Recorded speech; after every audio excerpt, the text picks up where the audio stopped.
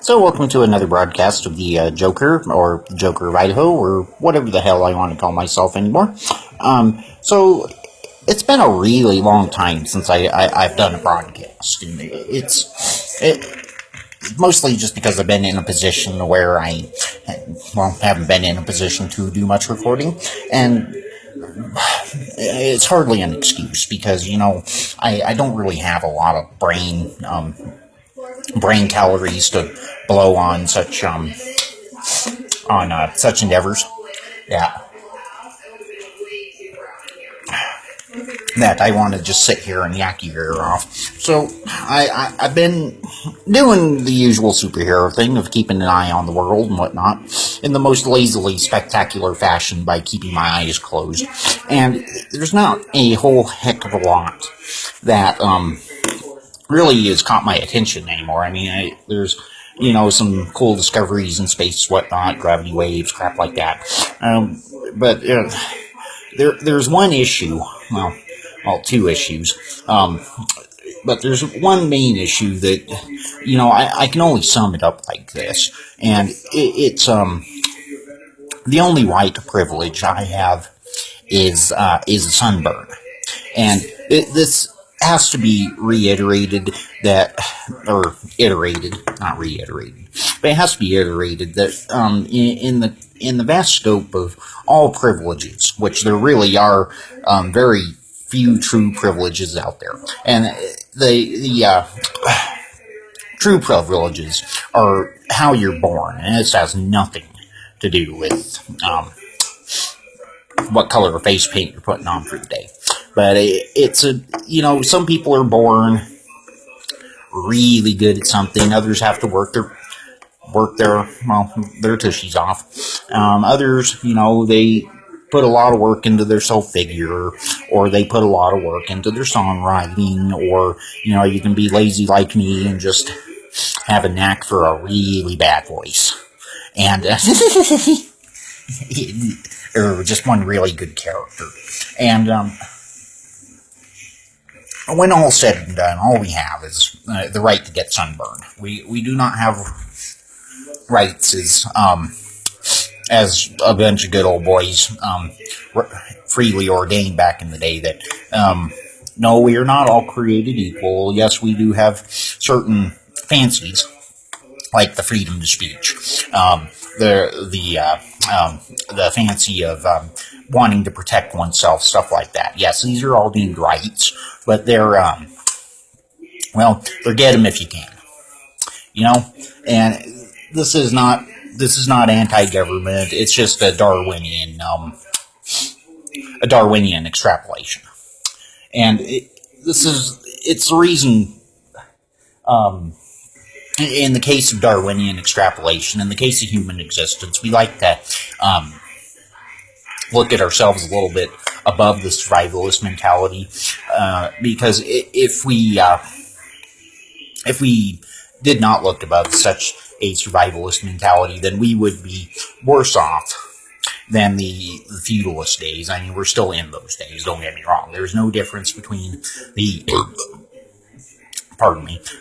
current machinations of the modern day politician compared with the kings of the yesteryears. There's absolutely no difference, because the one core thing is we got to control the herds, and in the case of keeping it with modern day scenario or understanding, is that what a pig is to a farmer is what a person is to a politician. The politicians like to think that they're the farmers of the world, and they got to keep their farm run and organized and have all the animals happy and quit bleeding and quit tromping through the fences. And, gotta keep things in line. Got to keep things in mind. Then you have a few jokers out there. I'm on the not that side of the fence, so to say, but you have jokers out there that like to cause a lot of havoc and H-E double hockey sticks and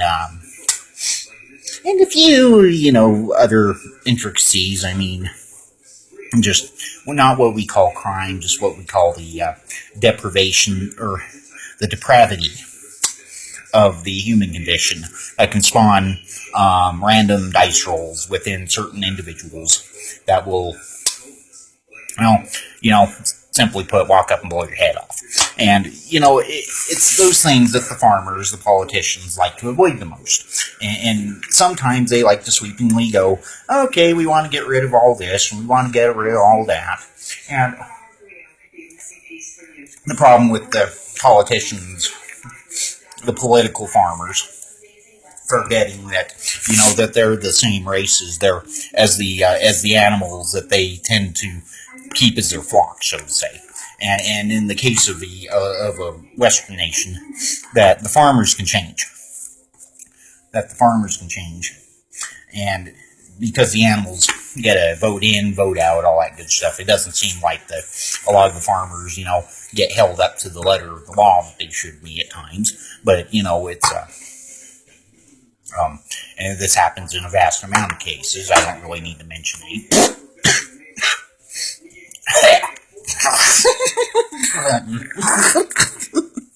And,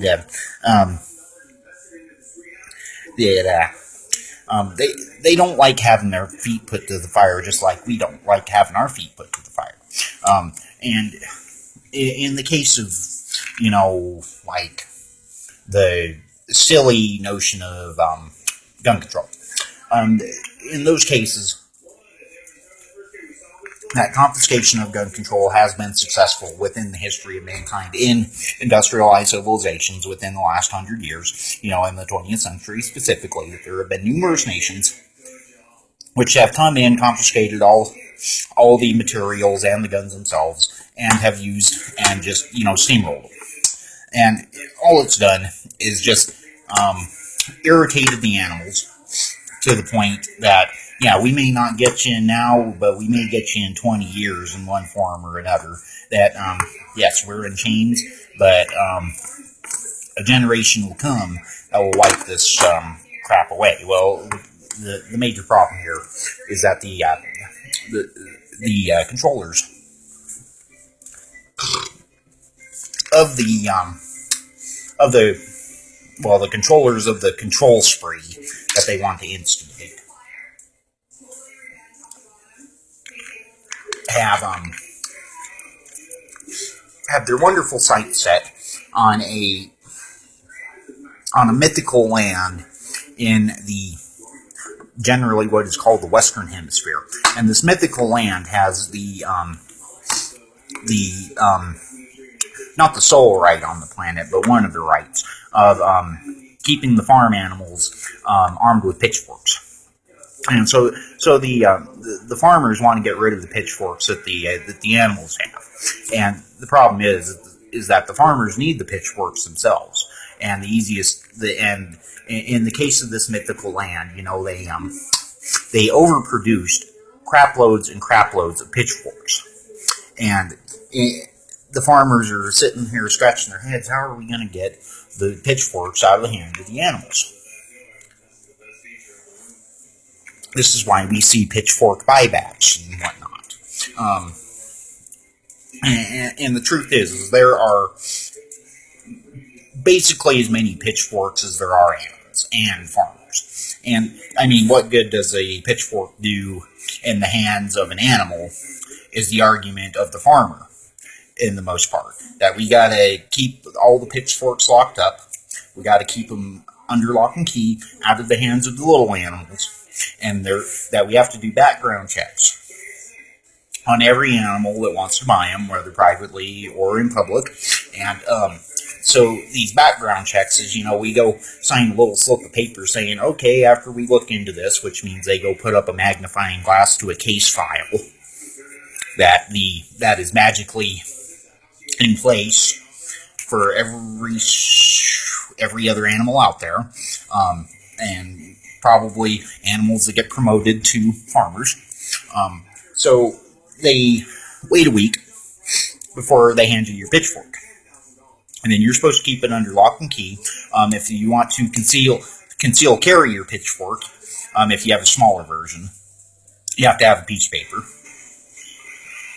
that magically grants you the key of saying, okay, I will not stab anybody with my pitchfork, but I keep it hidden. It doesn't make a lot of sense to me either. But the thing is that the farmers don't want the animals having the pitchforks. And the animals don't want to lose their pitchforks because it puts them on equal grounds with the farmers and their pitchforks. Even though the farmers have, flying pitchfork shooters and exploding pitchforks and stuff like that. This went into a really random way. So basically, it's a pipe dream.